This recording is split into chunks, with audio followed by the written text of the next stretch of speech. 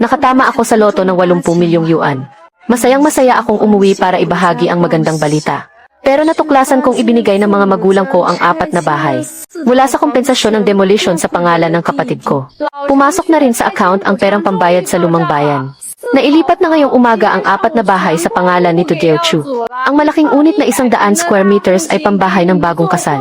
At ang natitirang 3 unit na 60 square meters ay sa inyo ng mag-asawa para ipaupa. Sa ganitong paraan, wala na kayong dapat ipag-alala kahit kailan. Nanay, ano po ang sinasabi ninyo? Bulag ka ba? Katatapos lang ayusin ang titulo ng lupa ngayong araw. At syempre, nakapangalan lahat yan kay Tudeo Chu. Bakit naman kailangan ng isang babaeng tulad mo ng bahay? Isang babae lang. Nakalagay rin ang pangalan ko sa lumang rehistro ng pamilya. Bakit sa 4 na bahay bilang kompensasyon? Wala man lang itinira ni isa para sa akin. Kahit ba ang pinakamaliit na unit lang. Para man lang may masilungan ako kapag umuwi ako, hindi pa rin pwede. Para saan pati iiwanan ka? Para dalhin mo lang sa pamilya ng mapapangasawa mo. Tunam, linawin mo nga sa isip mo. Ari-arian ito ng pamilya to namin. Lalaki si Tudeo Chu. Bago lang siyang kasal at kailangang bumuhay ng pamilya sa hinaharap. Kailangan niyang magsumikap at tumayo sa sariling mga paa. Kung wala siyang bahay, sinong rerespeto sa kanya? Babae ka. Sa huli ay magiging ibang tao ka rin sa pamilyang ito. Bakit ko naman ibibigay ang ari-arian ng pamilya to? Para lang makinabang ang ibang tao. Makinabang ang ibang tao. Itinuturing niyo po ba akong ibang tao, tatay? Simula nung nagkolehiyo ako, hindi ako humingi ng kahit isang singko sa pamilyang ito. Ang matrikula at pang-araw-araw kong gastusin ay pinagpaguran ko sa pagtatrabaho ng extra. 5 taon na akong nagtatrabaho. Mula sa buwan ng sahod kong 6,000 yuan. Pumipilit pa rin si nanay na kumuha ng 3,000 yuan. At sinabing ipunin iyon para sa dot ko. Sa loob ng 5 taon, umabot na iyon sa 180,000 yuan. At nung ikinasal si Tudeo Chu noong 1 taon, pilit niyo pa akong pinagbigay ng 50,000 yuan. Mula sa year-end bonus ko. Nasaan na ang perang iyon? Di ba sabi niyo nanay, itatabi niyo iyon para sa akin? Ngayong may 4 na bahay na ang pamilya. Nasaan na ang perang ipinagkatiwala ko sa inyo? Anong pera mo? Isinilang at pinalaki kita ng higit 20 taon. Lumaki ka ba sa hangin lang? Ang pagtulong sa kapatid mong makasal at makabili ng kotse ay tungkulin mo bilang ate. Saka, ito lang ang natitirang puhunan ng pamilya. Kailangan gamitin ang pinakamainam sa talagang nangangailangan. Napakabigat ng pressure kay Tudeo Chu ngayon. Sa halip na tumulong ka, nagbibilang ka pa ng bawat sentavo rito. Ano ba talaga ang balak mo? Tudeo Chu, napipi ka na ba? Subukan mong tanungin ang konsensya mo. Gaano karaming dugot pawis ko ang nasipsip mo habang lumalaki ka? Ngayong hawak mo na ang 4 na bahay. Pinapanood mo lang akong pinagagalitan ng mga magulang natin. At wala ka man ng lakas ng loob na magsalita kahit isang salita. Ate, hindi ba't para rin naman ito sa kapakanan ng pamilya to natin? Saka bagong kasal lang ako. Kailangan ng pera sa lahat ng bagay. Kapag yumaman ako sa hinaharap, hindi kita makakalimutan, ate. Ate, napakasakit naman ng pananalita mo. Anong sinasabi mong sinipsip ang dugo mo? Sa mga magulang naman talaga sa simulat sa pool ang bahay na ito. Anong kinalaman nito sa isang babaeng tulad mong mag-aasawa na rin lang?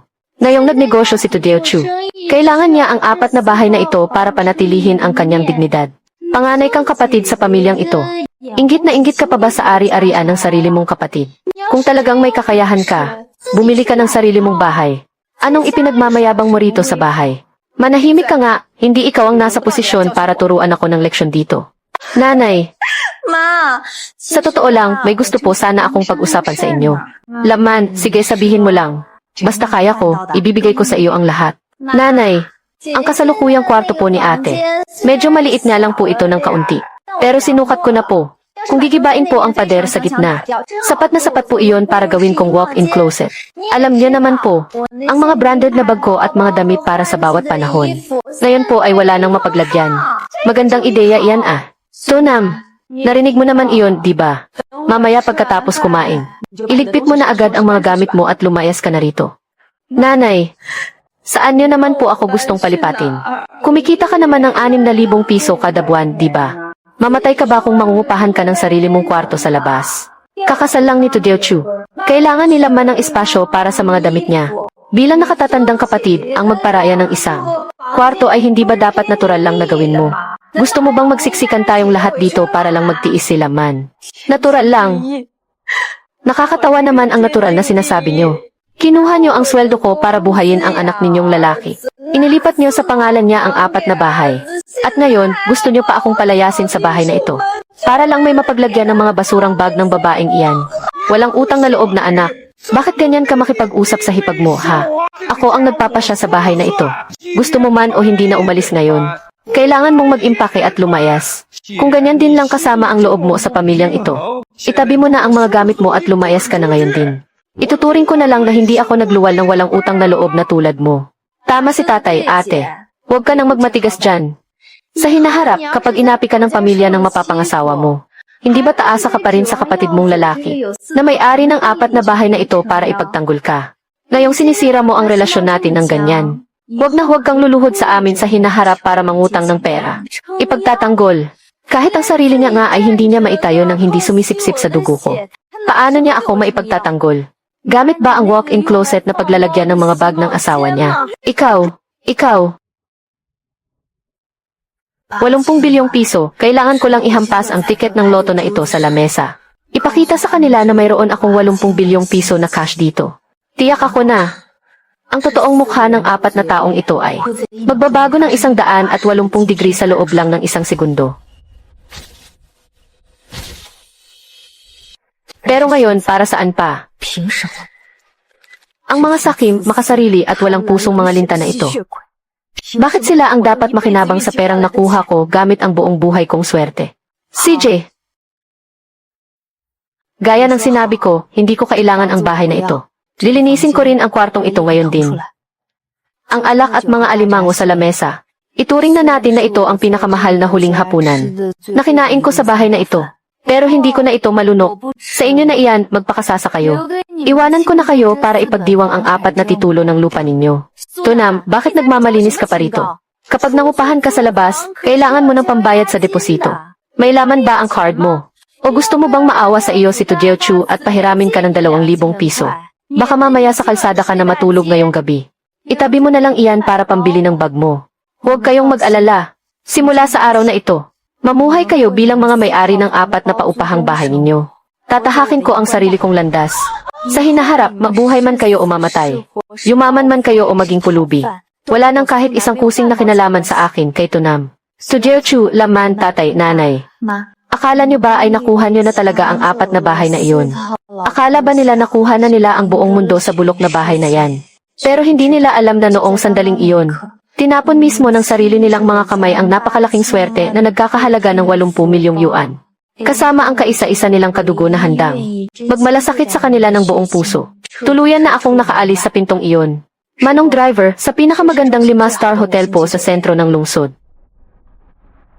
Pagkatapos ng gabing ito, bukas ng umaga, sa pagbubukas pa lang ng Provincial Lottery Center, ako, si Tunam, ay opisyal nang magsisimula ng isang marangyang buhay na para sa akin lang. Madam To, ang in-order ninyong French Royal Breakfast para sa 2 tao ay handa na po. Pwede na po ba naming ihatid sa kwarto ninyo ngayon? Sige, ipasok nyo na.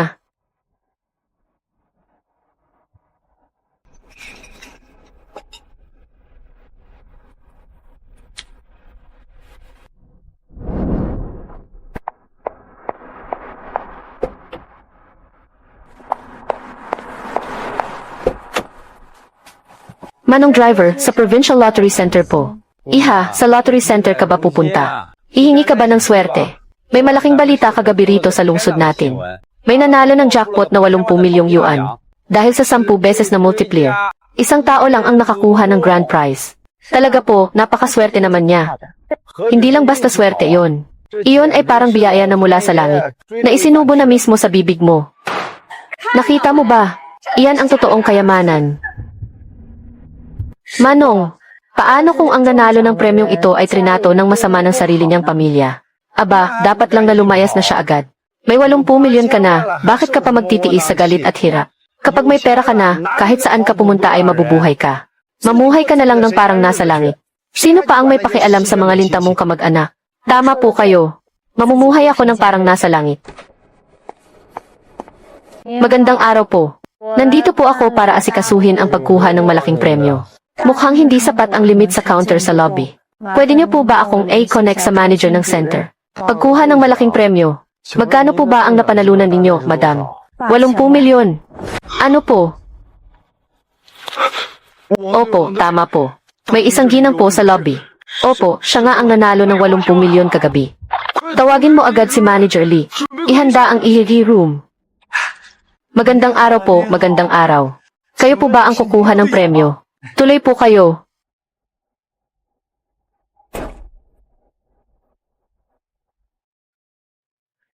Ipagtimpla mo ng tsaa ang ating panauhin.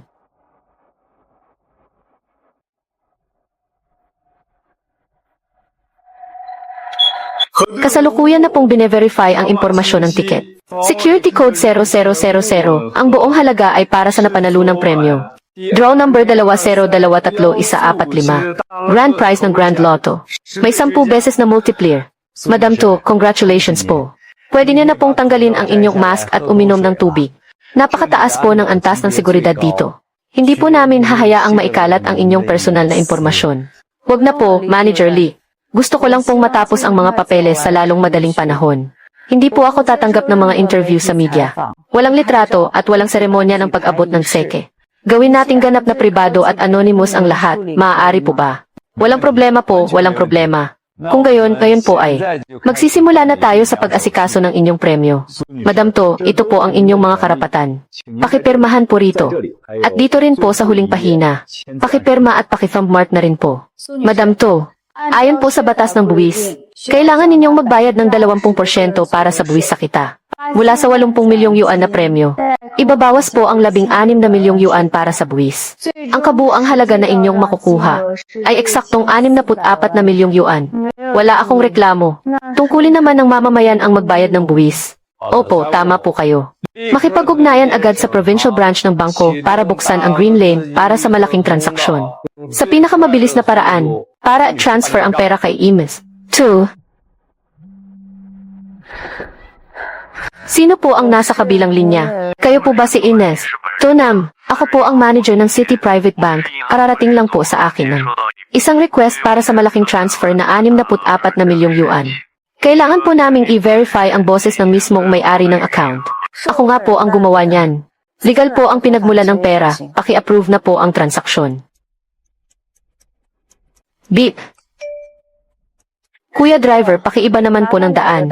Hindi na po tayo pupunta sa hotel. Diretso na po tayo sa sales office ng mga bahay. Iha, lugar ng mga mayayaman doon ah. Kilalang high class na subdivision sa lungsod natin yun. Balita ko ang mga bahay doon. Nagsisimula sa 2 hanggang 3 milyong yuan ang presyo. Mga bigatin at mayayaman lang ang nakatira doon. Opo, doon na lang po tayo pumunta.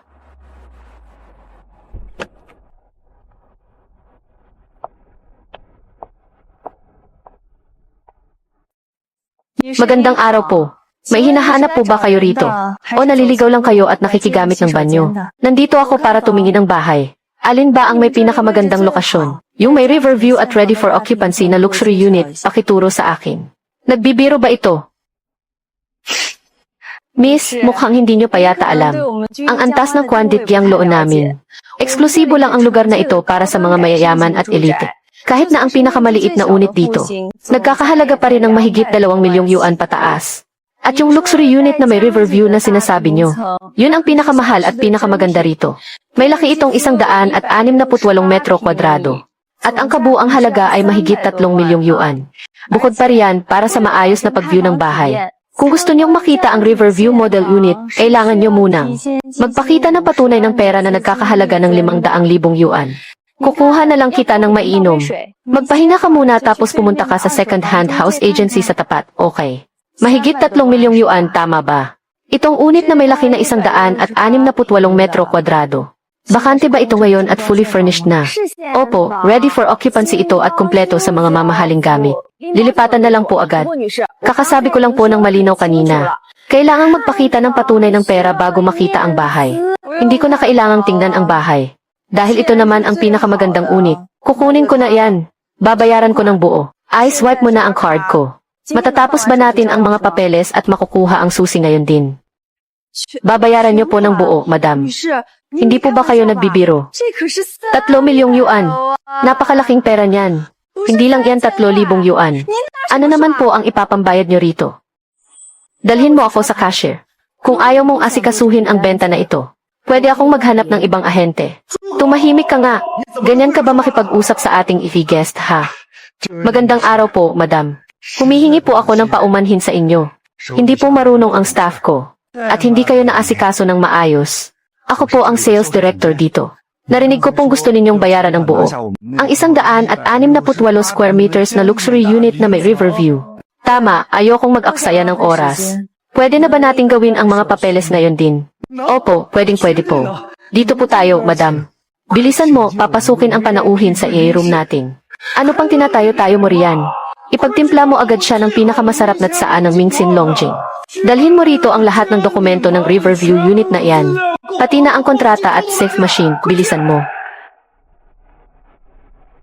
President 2. Ang luxury unit na may riverview na ito ay may kabuang laki na 168 square meters. May kasama rin po itong balcony na may 270-degree riverview na walang harang. Ang loob ng bahay ay dinisenyo ng isa sa mga pinakasikat na interior designer sa bansa. Meron din itong fully integrated smart home system. Pati na rin ang floor heating at modernong ventilation system. Ang orihinal na presyo ay 3.18 milyong yuan po. Hiningi ko po ang pinakamataas na diskwento para sa inyo. Ginawa ko na pong eksaktong 3 milyong yuan para sa swerteng numero. Sige, isama mo na ang lahat ng buwis sa paglilipat, pondo para sa maintenance, at ang bayad sa serbisyo. I-swipe mo na ang card para sa buong bayad. Madam To, paki-input na lang po ang password ninyo.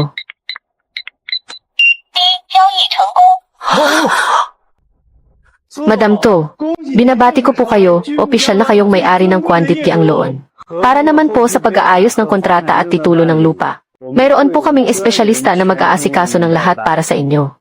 Ang bago ninyong bahay ay lilinisin linggo-linggo. At ang mga sapin sa kama at unan ay bago rin po lahat. Maaari na po kayong lumipat kahit kailan ninyo gusto. Tara na!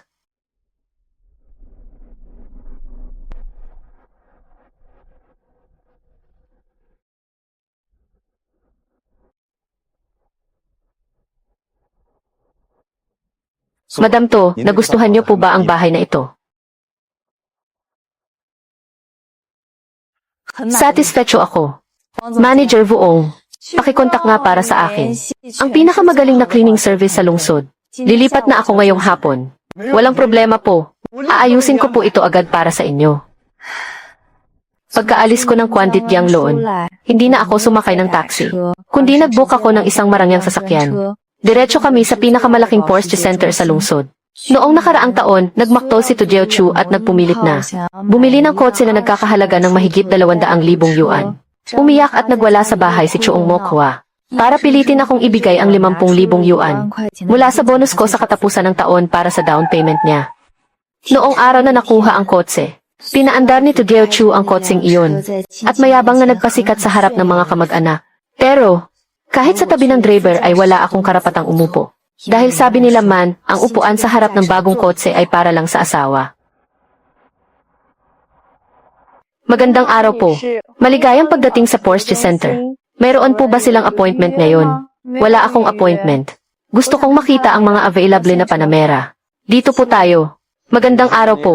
Ako po si Tiunggo, ang inyong sales consultant. Ang Panamera po ang pinakamabentang modelo namin ngayon. May partikular po ba kayong gusto sa kulay at specs? Ng sasakyan, magkano po ang inilaan ninyong budget? Walang limitasyon sa budget. Gusto ko lang ang may pinakamataas na specs at pinakamahal na mayroon kayo rito. At maaari ko nang maiuwi ngayong araw. Madam To, napakaswerte niyo po ngayong araw. Kararating lang po ng pinakamataas na bersyon ng Panamera sa aming shop. Kulay volcano gray metallic po ito. May Bordeaux red leather interior, carbon fiber sport steering wheel, at kompletong Burmester high-end surround sound system. May nagpareserba na po rito dati. Pero nagkaroon siya ng problema sa pera kaya kinansela muna ang order. Ang kabuang presyo, kasama ang lahat ng dagdag na specs, ay nasa 3.5 milyong yuan po. Gusto niyo po bang test drive? Hindi na kailangan, kukunin ko na ito. Ihanda mo na ang mga papel, babayaran ko ng buo. Sana sa loob ng 2 oras. Mayroon na itong pansamantalang plaka at pwede nang ibiyahe. Madam To, nalinis na po ang kotse ninyo at nasa delivery area na. Nakalagay na rin po ang pansamantalang plaka. At aktibo na rin po ang insurance nito.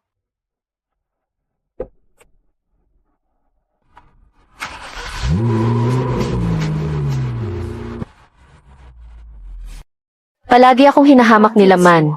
Dahil ang lahat ng damit ko para sa buong taon. Kapag pinagsama-sama, ay hindi man lang aabot sa halaga ng segunda manong branded na bag na hawak niya. Ang mga tanikalang gumagapos sa akin, ay winasak ko ng lahat.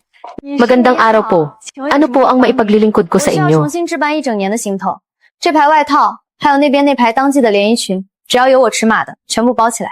还有这几双鞋， Po, 不要。 Madam, ang ibig niyo po bang sabihin ay, kukunin niyo ang buong hanay na ito. Kumuha ka pa ng ilan para sa 再帮我 akin. 配齐几个饰 Mga bag na pwedeng gamitin araw-araw at pang-party. Huwag mo nang ipakita sa akin ang presyo. Pumili ka na lang ng mga classic at limited edition. Emma, to, napakarami po talaga ng mga binili ninyo. Gusto niyo po bang ihatid namin ito sa bahay ninyo o sa?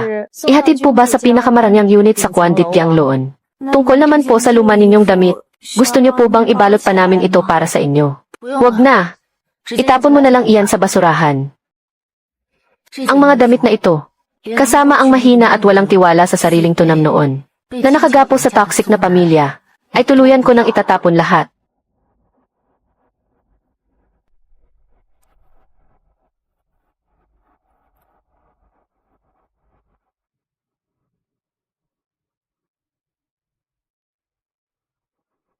Magandang araw po, Yin. Two, ako po ang chief stylist dito. Maaari niyo po akong tawaging Kevin. Ano pong klaseng hairstyle o treatment? Ang nais ninyong gawin ngayon, gusto ko ng kabuang pagbabago mula ulo hanggang paa. Gawin mo sa akin ang pinakamahal na anti-aging facial treatment. Gupitan mo ang tuyong buhok na ito at lagyan ako ng simpleng makeup pero may aura ng kapangyarihan. Gusto ko na pagkatapos mo, makikita ng lahat na ako ay isang babaeng hindi kailangang sumunod sa kagustuhan ng iba at may hawak ng sarili kong tadhana.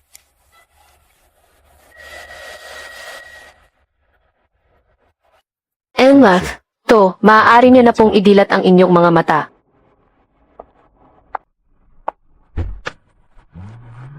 Magandang gabi po, Yinith. 2. Maligayang pagbabalik po sa inyong tahanan. Gaya po ng inyong bilin. Ang mga binili ninyong damit mula sa mall ay naihatid na rito. Ang cleaning team ay naglinis na ng buo at nag-vacuum ng maigi. Ang mga sapin sa kama ay pinalitan na rin ng telang seda na pinili ninyo. Ang walk-in closet ay maayos na ring naorganisa para sa inyo. Salamat sa inyong pagod. Bukod doon, naglagay na rin po ako ng manipis na kumot sa sofa sa balkonahe. Medyo malamig po ang hangin mula sa ilog sa gabi, kaya mag-ingat po kayo para hindi lamigin. Napakalinis ng inyong serbisyo. Gusto ko munang mapag-isa.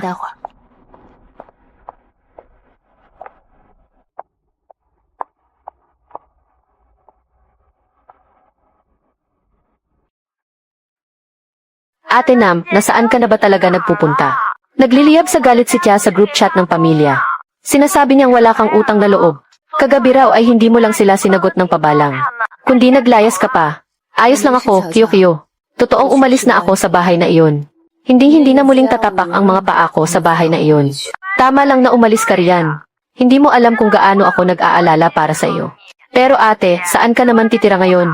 May pera ba ang card mo? Ipinagkakalat ni Tia sa lahat ng kamag-anak na wala kang dinalang kahit ano noong umalis ka. Sabi pa niya, hindi aabot ng 3 araw. Tiyak na hindi mo kayang magbayad ng upa at magugutom ka hanggang sa lumuhod ka pabalik para magmakaawa sa kanila. Maayos ang kalagayan ko rito, busog ako. At mainit ang tulugan ko, huwag mo na akong alalahanin. Bakit ba napakalakas ng loob niyang isipin na magugutom ako? Hindi lang iyon, ang buong pamilya nila ngayon. Ay abot langit ang kayabangan. Ate, ni-block mo ba sila? Tingnan mo bilis ang mga post nila sa social media. Ang mga ipinost ni Nalaman at Tujeochu ngayon ay talagang nakakasuka. Ganoon ba? Sige nga at titingnan ko.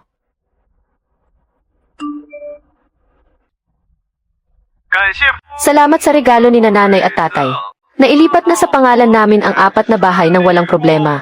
Simula sa araw na ito, pumasok na kami sa hanay ng mga mayayamang landlord. 4 na bahay, ang upa pa lang kada buwan ay higit 8 bilyon na. Ito ang tunay na buhay. Ito ang rurok ng tagumpay. Ang mga taong nagpapakamatay sa trabaho para lang kumita ng barya-baryang libo kada buwan ay nakatadhana ng manatili sa ilalim ng lipunan at titingala na lamang sa akin. Ate, nakukuha mo pang tumawar yan. Kinuha nila ang mga bahay na dapat ay may parte ka. Tapos ay pumunta sa murang western restaurant para magmayabang na parang mayaman.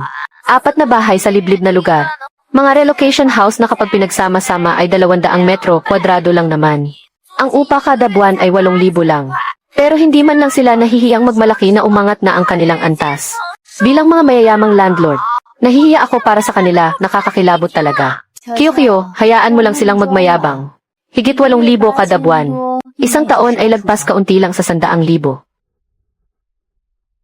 Tama ka riyan, ate. Masyado silang makitid ang utak. Pero ate, hindi ko sinasadyang marinig si Papa na binanggit. Parang hindi makontento si Tujeo Chu sa pangolekta lang ng renta. Oh, bakit naman?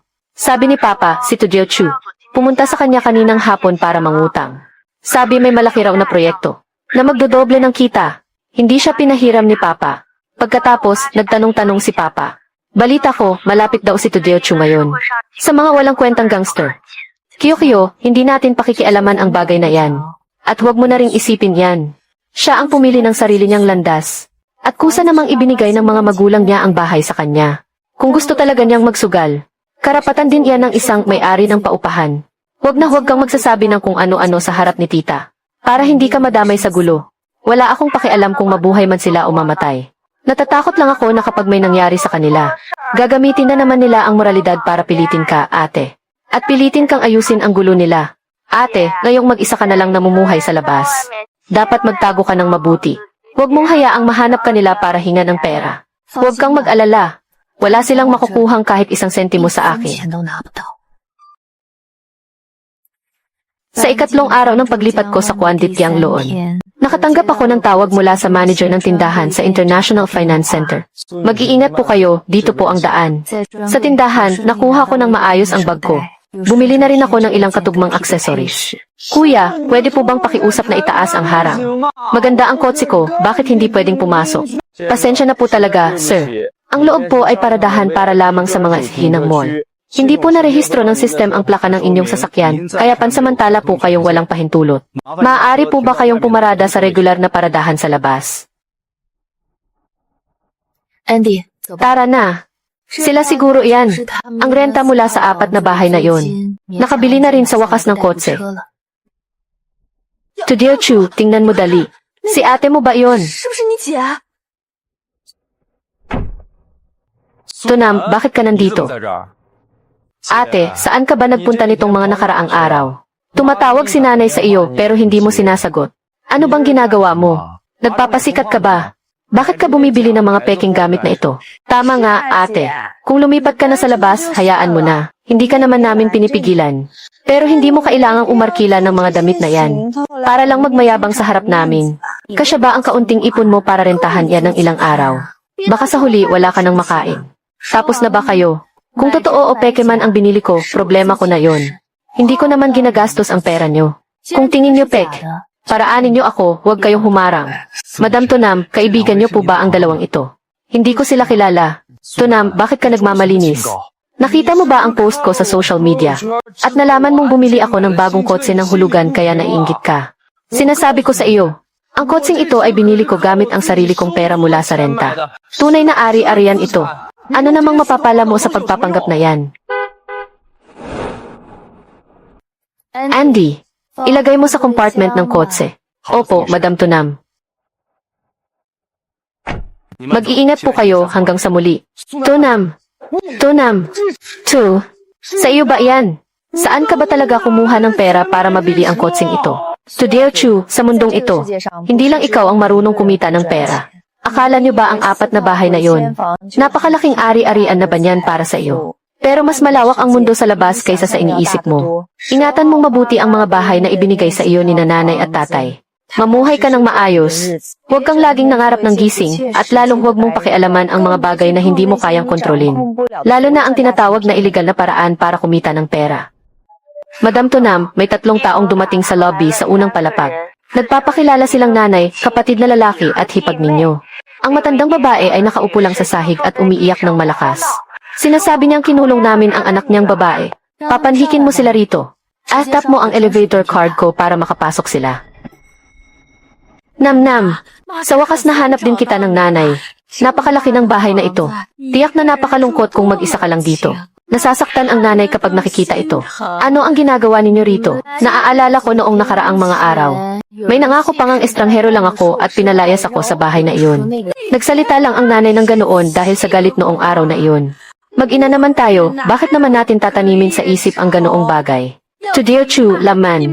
Pumunta kayo rito at humingi ng tawad sa ate ninyo. Ate, ang Porsche na minaneho mo sa basement ngayon. Pati na rin ang apartment na ito. Lihim ka na bang yumaman nang hindi namin alam? Ate, napakalihim mo naman sa amin. Dito sa Kwandit Gyang Loan. Siguradong milyong yuan ang halaga ng unit na ito, di ba ate? Gusto ninyong malaman kung bakit ako may pera. Siyempre naman, gusto naming malaman. Namnam, ikaw talaga ang anak na ipinagmamalaki ko. Kakakasal lang ng kapatid mo. Kailangan talaga ng pera sa lahat ng bagay. Naaalala mo pa ba ang gabi kung kailan ako? Pinalayas ninyo sa bahay.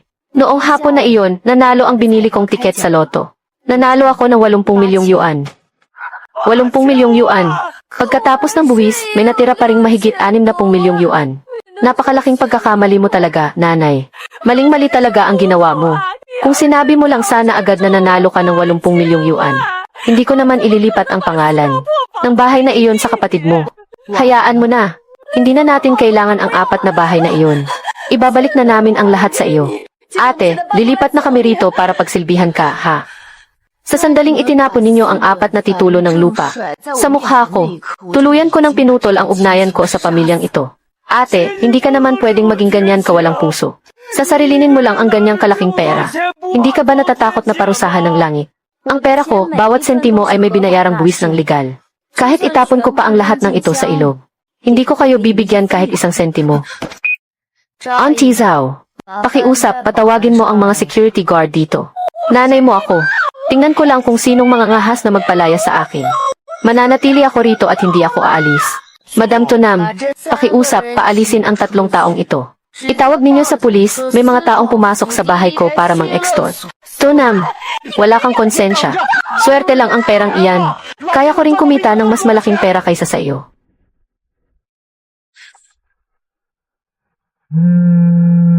Ek, pakiusap, sagutin mo ang tawag ko. Pakiusap, iligtas mo si nanay. May nangyaring masama kay nanay. Bigla siyang inatake sa puso. At kasasakay lang sa ambulansya papuntang ospital. Kasalukuyan siyang ginagamot sa emergency room. Bakit biglaan ang nangyari? Ano ba ang eksaktong sinabi ng doktor? Sinabi ng doktor na napakakritikal ng lagay niya. Barado raw ang mga ugat niya sa puso. Kailangang ma-bypass surgery agad siya ngayon din. Kung hindi siya maoperahan, maaari siyang mamatay anumang oras. Ate, sinabi ng doktor na napakalaki ng panganib sa operasyong ito. Kasama pa ang gastos sa AFI at mga imported na gamot para sa pagpapagaling pagkatapos nito. Sa pinakamababang taya, kailangan ng 500,000 yuan. Sa ngayon, kaming mag-asawa ay talagang walang makukuhang ganyang kalaking cash. Ate, kahit nagalit ka pa rin sa amin. Pero ngayon, buhay ng tao ang pinakamahalaga sa lahat. Hindi mo naman pwedeng pabayaan na lang si nanay nang hindi tumutulong. Ang 500,000 yuan ay hindi nga maliit na halaga. Pero teka lang, aking hipag. Naaalala ko sa pangalan ni Tudeo Chu. Di ba may 4 pa siyang relocation houses? Ngayong pagliligtas ng buhay ang pinakamahalaga. Isang lanyo na lang ang isa doon. Para makakuha agad ng ilang 100,000 hanggang 1,000,000 yuan. Hindi naman pwedeng dahil lang sa panghihinang sa interes. Ay maantala ang pagpapagamot kay nanay. Ate, paano mo nagagawang sabihin ang mga ganyang bagay? Ang 4 na bahay na iyon ay ibinigay sa akin ni na tatay at nanay. Para maging puhunan ko sa pagpapakasal at pagpapalaki ng anak sa hinaharap. Paano mo nasabing galawin ko na lang basta-basta iyon? Bayan, lugi kaya ng malaki kapag isinangla ang lumang bahay ngayon. Saka, nakatira ka na ngayon sa marangyang apartment na nagkakahalaga ng milyong yuan. Nagmamaneho ng Porsche na nagkakahalaga ng 2 hanggang 3 milyong yuan. Barya lang naman sa iyo ang 500,000 yuan, di ba? Madali mo lang kaming matutulungan kung gusto mo. Bakit kailangan mo pang pag-initan ang mga bahay ko? Tudeo Chu, masyado ka namang magalang sa sinabi mo. Dati, ibinigay sa iyo ni na tatay at nanay ang lahat ng ari-arian ng pamilya. Hindi ba dahil umaasa silang aalagaan mo sila at aasikasuhin ang lahat? Umaasa silang ikaw ang magiging haligi ng tahanang ito, di ba? Ngayong kailangan ni nanay ng pera para mabuhay. Ito ang oras para ikaw, bilang nag-iisang anak na lalaki, ay gampanan ang iyong tungkulin at magpakita ng utang na loob. May mga ari-arian ka naman. Hindi mo pwedeng panoorin lang si nanay, na magdusa ng hindi naglalabas kahit isang kusing. Naniniwala akong hindi ka naman ganyang uri ng walang utang na loob na anak. Ek, sadyang ayaw mo lang talagang maglabas ng pera. Gusto mo bang isumbong kita sa media para ibunyag ang ginagawa mo? Para makita ng buong lipunan kung anong klaseng tao ka.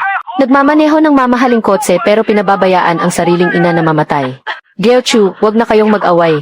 Iabot mo sa akin ang telepono. Anak, ang nanay mo ito. Opo nanay, nakikinig po ako. Huwag po kayong masyadong mag-alala, alagaan niyo po ang inyong kalusugan. Alam ko, pero kahit gaano pa ako naging mapagkiling noon.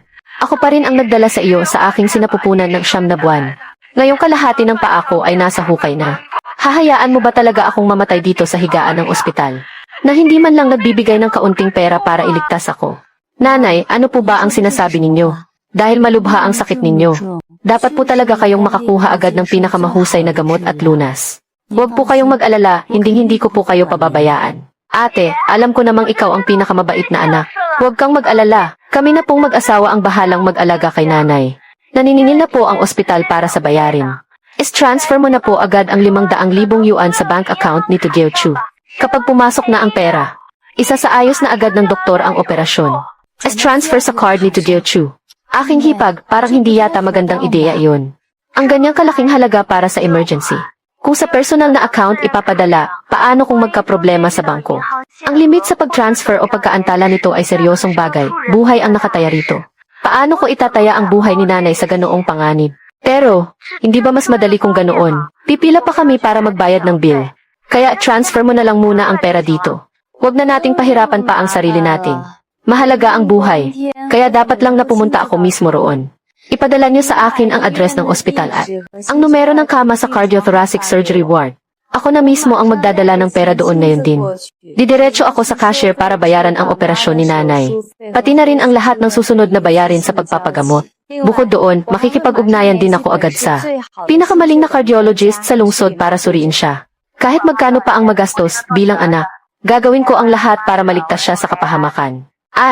Hindi mo na kailangang pumunta rito. Bawal pumasok ang mga kamag-anak sa Hindi ka rin naman makakapasok.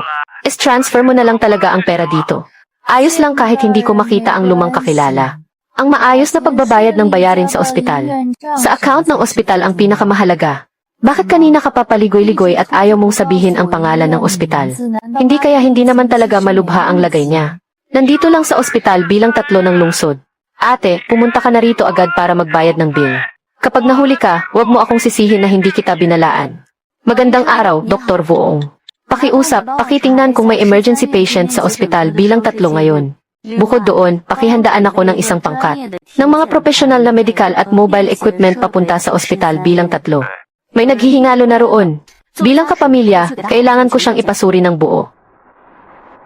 Miss Tunam, nagpatulong ako sa mga kakilala ko sa loob para mag-check. Ngayong araw, mula sa emergency room hanggang sa thoracic surgery ng ospital bilang 3. Maging sa outpatient department ay walang record ang nanay mo. Walang baka sa sistema. Salamat, Dr. Vuong. Mukhang hindi lang mukhang pera ang pamilya ko.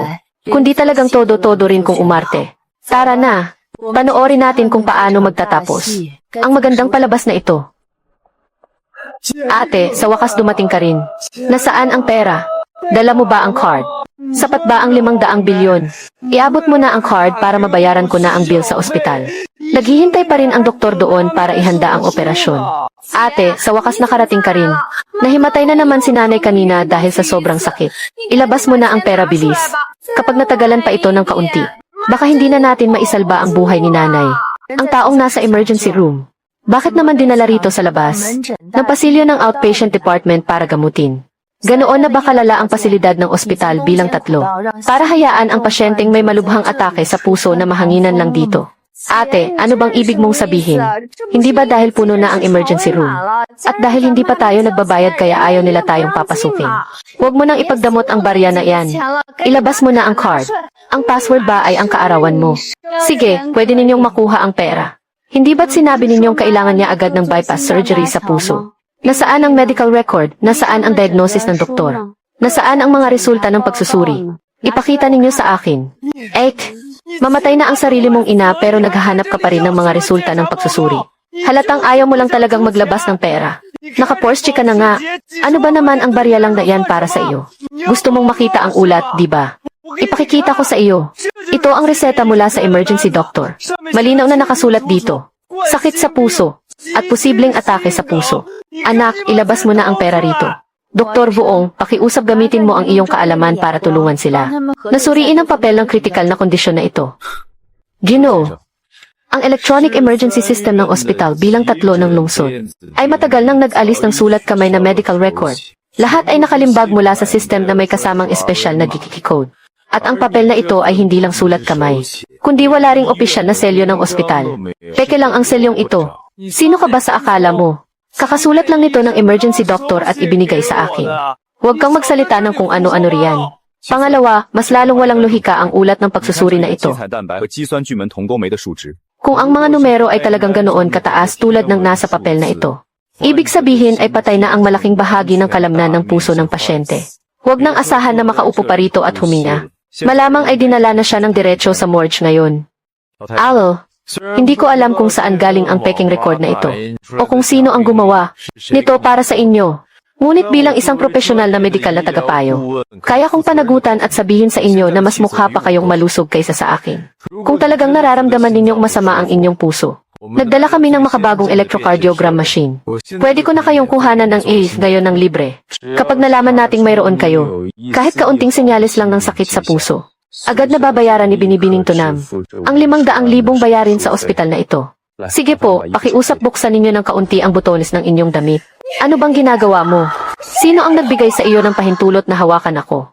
Aba, kanina lang ay sumisigaw ka na mamamatay ka na. Ngayon naman ay mas mataas pa ang talon mo kaysa sa akin. Hindi ba panloloko ito? Gumamit ng peking medikal na ulat para manghingi ng pera sa sarili mong anak. Napakawalang hiya naman talaga. Tingnan mo ang lalaking iyon, mukhang mapanlin lang ang mga mata. Siguradong nakikipagsabuatan siya para perahan ang sarili niyang ate. Wala talaga silang kahihiyan. Nanay, bakit po kayo tumayo? Napakagaling mo, napakawalang utang na loob mong anak. Naglakas loob ka pang magdala ng tao para subukan ang sarili mong ina. Kahit na hindi ako may sakit, ano ngayon? Ako ang nanay mo na nagluwal at nagpalaki sa iyo ng maraming taon. Masama bang humingi sa iyo ng 500,000? Hindi ba't pinilit mo lang akong magkunwaring may sakit? Kung ibinigay mo lang sana ang pera ng maayos, kailangan ko pa bang dumaan sa ganitong kahihiyan? Ngayong mayaman ka na, bumibili ng mamahaling kotse, nakatira sa mansyon. Hindi mo man lang maibigay ang 500,000 para sa kapatid mo. Pamilya tayo. Kahit gaano pa karami ang pera mo, wala ka namang mapapala kapag dinala mo iyan sa hukay. Hindi ba dapat ibigay mo na lang kay Tudyechu, ang tanging lalaki sa pamilya? Kung gusto mong mamuhay ng tahimik, ilabas mo na ang pera. At kakalimutan natin ang nangyari ngayon. Hinihinga ninyo ako ng 500,000. Nagkukunwaring may sakit para mang-scam ng pera. Kung binanggit ninyo ang tungkol sa pagpapalaki sa akin, ngayong araw, sa harap ng lahat ng tao rito, lilinawin ko ang lahat ng utang ko sa inyo. Noong nakaraan, nakatanggap ang pamilya natin ng 4 na bahay bilang kompensasyon. Itinago ninyo ito sa akin at inilipat ang lahat ng ari-ariang iyon. Sa pangalan lang ni Tudyechu, walang itinira sa akin kahit isang sentimo. Nang gabing-gabi na, noong panahong wala akong matakbuhan, nagsabuatan kayong lahat sa dahilan na ang anak na babae ay ibang tao. At walang lugar para sa akin sa bahay na iyon. Pinalayas ninyo ako sa gitna ng gabi kasama ang mga gamit ko. Bakit hindi ninyo binanggit ang salitang pamilya noong oras na iyon? Ngayong, nakikita ninyong maayos na ang buhay ko.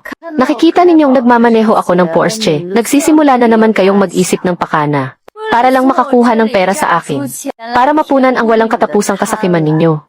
Nagawa ninyo pang gamitin ang sarili ninyong ina para magsinungaling.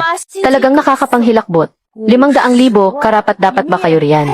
Nagsisinungaling ka. Ang bahay na iyon ay para talaga sa anak na lalaki na magpapatuloy ng pamilya. Ikaw na walang utang na loob, ibigay mo na ang pera sa akin. Maraming pera sa card ko. Sobra-sobra na kahit ilang buhay ninyo pang gastusin ay hindi maubos. Pero kahit itapon ko pa ang pera ko sa ilog para lang makarinig ng tunog nito, hindi ko ibibigay sa mga sakim at mapagsamantalang tulad ninyo kahit isang sentimo. Mula noong pinalayas ninyo ako sa bahay, putol na ang ugnayan natin. Ang nakakatawang palabas na ito ngayon.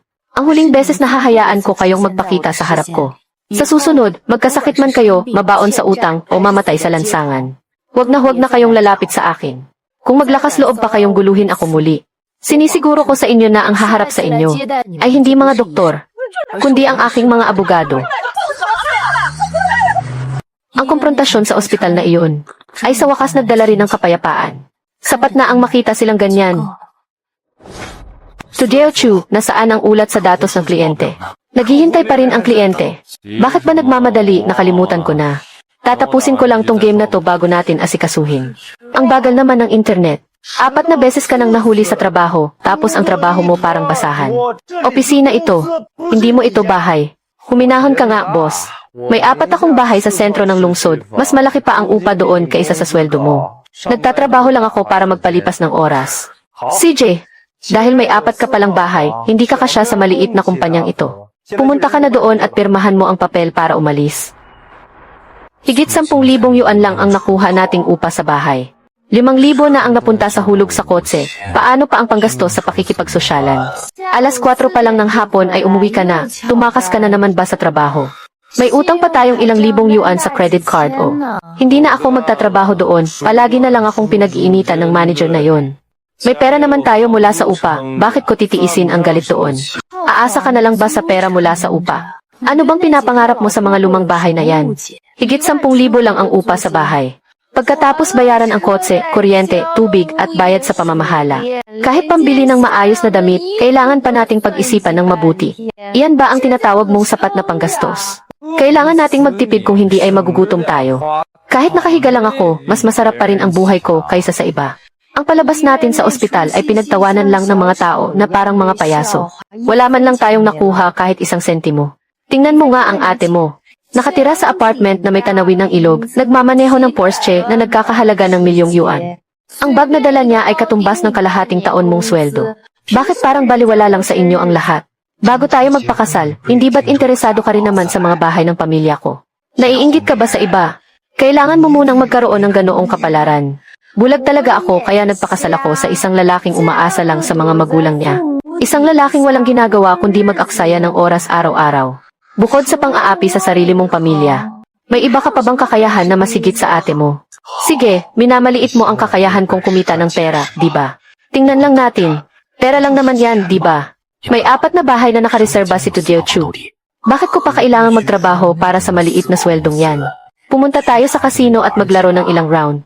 Kung swertehin ako, ang kikitain ko sa isang gabi ay katumbas ng 10 taon mong pangolekta ng upa.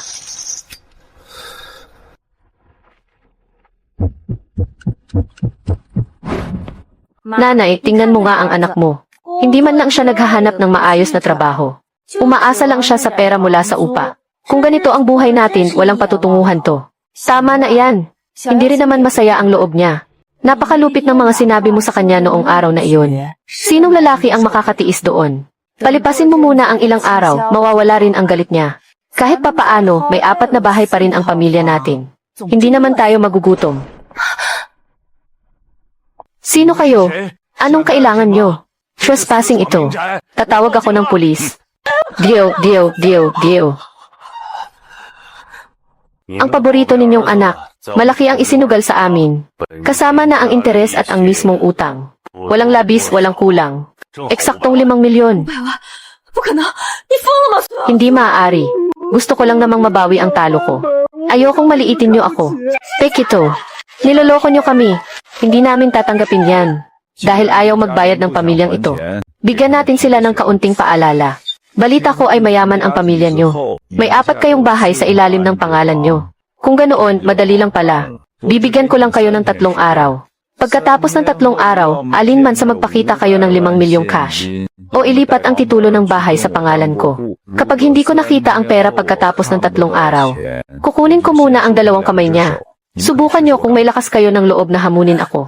Ang galing mo talaga, Tudeo Chu, 5 milyon. Kahit ibenta pa ang mga buto ng buong pamilya mo, hindi pa rin aabot sa ganyang halaga. May paraan pa, hanapin mo ang ate mo. Mayaman siya, nakatira siya sa isang marangyang kondo. Nagmamaneho ng kotse na nagkakahalaga ng milyong-milyon. Barya lang sa kanya ang 5 milyon.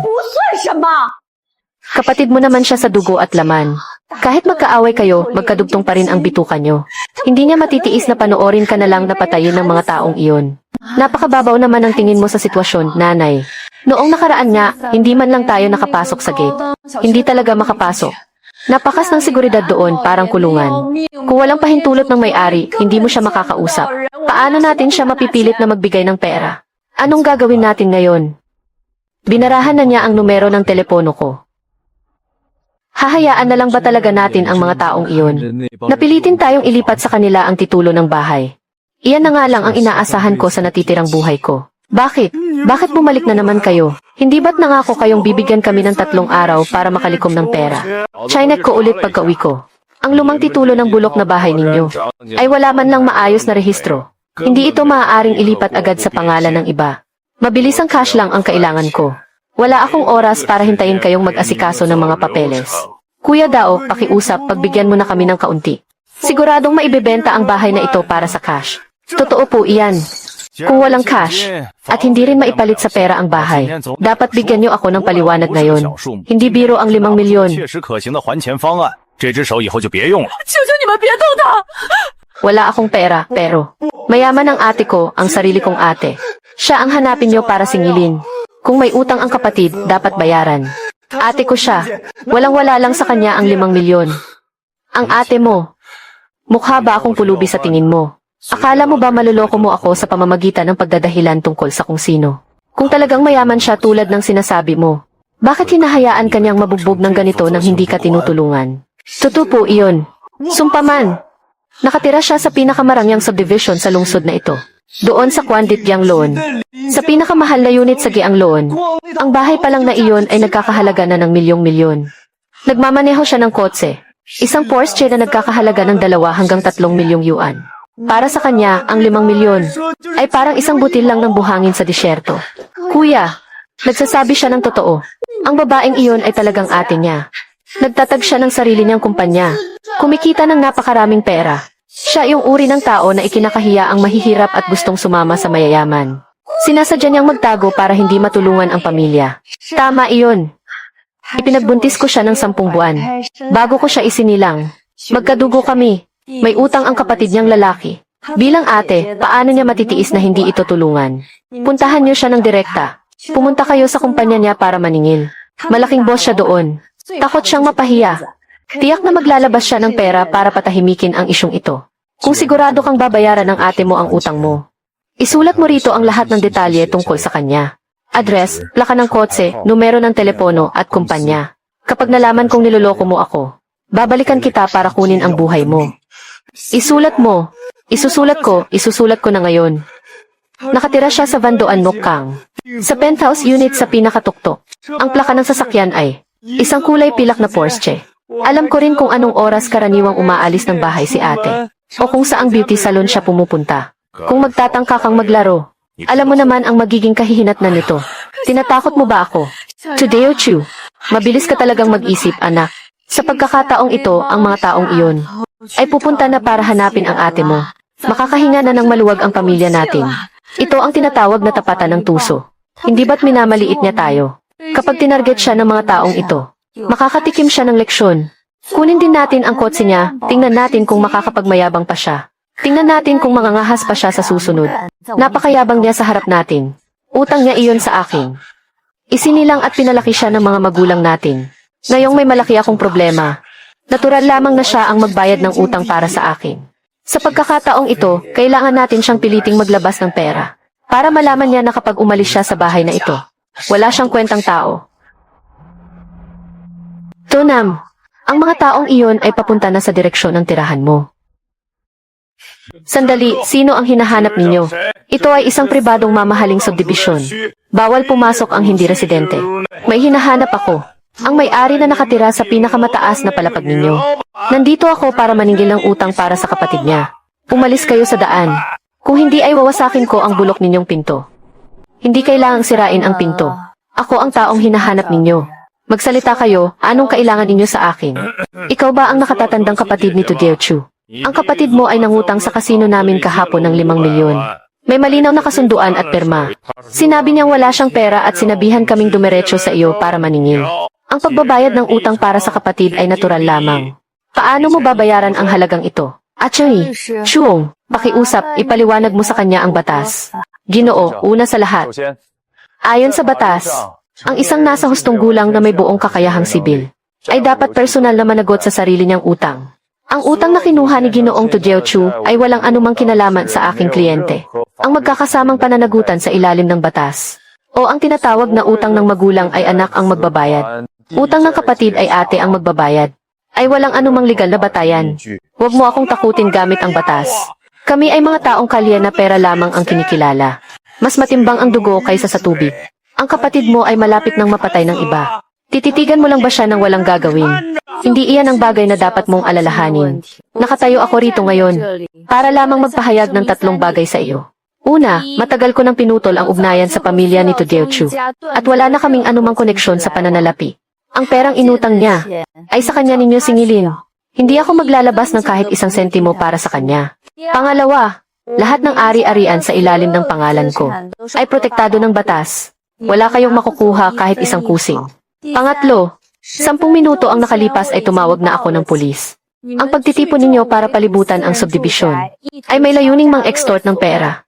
Ang mga kamera ng pamamahala at ang mga kuha ng gwardiya ay naitala na ang buong proseso. Kung mangangahas pa kayong humakbang sa lugar na ito o patuloy na manggulo sa akin, sinisiguro ko sa inyo na ang aking pangkat ng mga abogado ay ikukulong kayo sa loob ng ilang taon. Tunam, pasensya na po at naging mapangahas kami ngayon. Dahil wala naman po kayong pananagutan sa batas. Hahanapin na lang namin ang totoong may utang. Aalis na kami. Kung kukwentahin ang oras, nakarating na siguro ang mga taong iyon doon, hindi ba?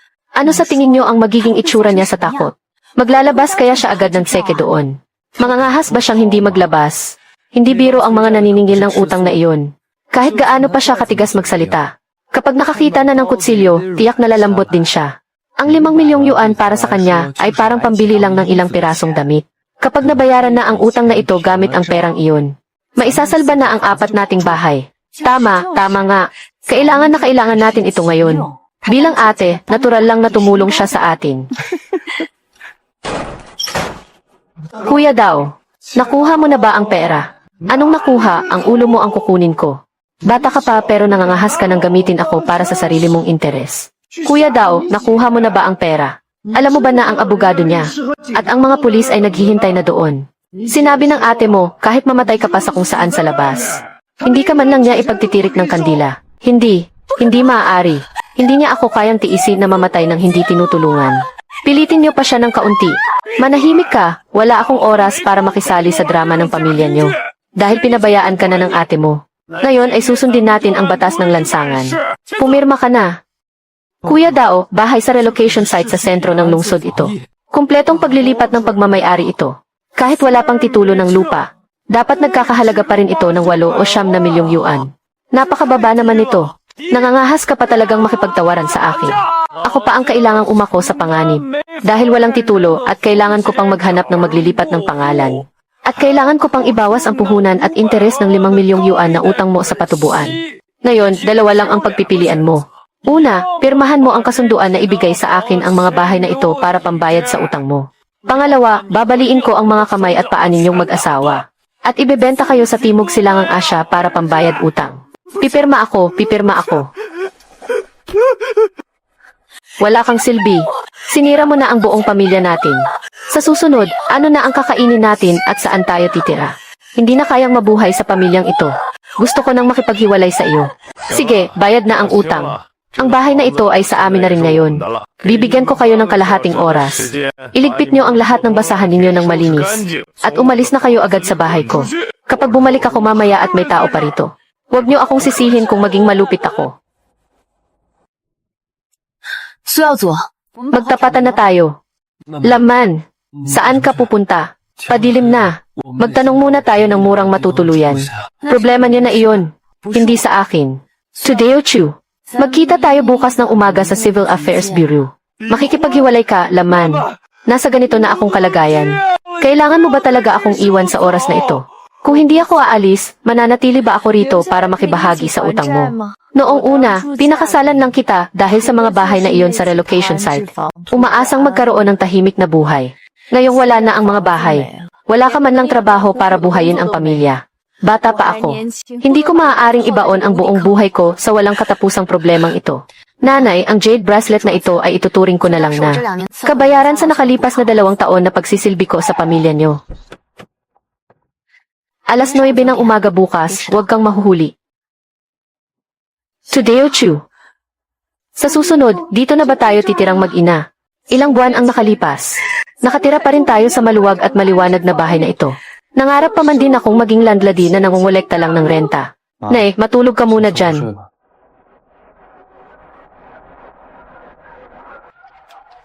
Bukas magbubuhat ako ng semento para kumita batay sa maipon ko. Kasalanan ko to lahat, karma ko to. Kung naging mabuti lang sana tayo sa ate mo noong una. Nasa kamay na natin ang isang gintong biyaya. Pero tayo mismo ang sumira at nagtapon doon. Boss 2, mag-iingat ka sa barbed wire dito sa tabi.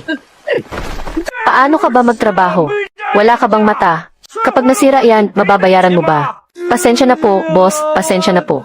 Lilinisin ni agad, lilinisin ni SE ngayon Sinisigurado kong hindi masisira ang trabaho.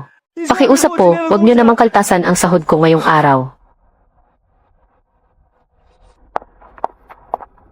2. Boss 2. Nagtatrabaho ka na pala bilang kargador. Opo, 200 yuan kada araw. Araw-araw ang abot ng cash. Sapat na para mapakain ko ang sarili ko at ang mga magulang natin. Dati talagang napakasama kong tao. Para akong walang kwentang hayop. Kalahating taon akong natulog sa ilalim ng tulay. Nagtiis sa gutom at binugbog na parang aso ng ibang tao. Sa wakas, naunawaan ko na rin ang lahat. Dati, isa lang akong walang kwentang linta na sumisipsip ng dugo. Kung wala ka at yung mga bahay na yon, wala talaga akong anumang halaga. Huwag kang mag-alala, wala akong ibang intensyon. Hindi rin ako pumunta rito para manghingi ng pera sa'yo. Alam kong hindi ako karapat-dapat. Hindi rin ako nag-aasam na patawarin mo ako. Gusto ko lang sabihin sa'yo na patawad. Mabuti naman at nare-realize mo na ang mga bagay na yan. Pero ang tawag ng kasalanan mo, hindi ko pa rin mapapatawad. Bawat tao ay kailangang magbayad sa sarili nilang mga desisyon. Dahil pinili mo ang daang yan, panindigan mo at lakarin mo hanggang dulo. Tara na!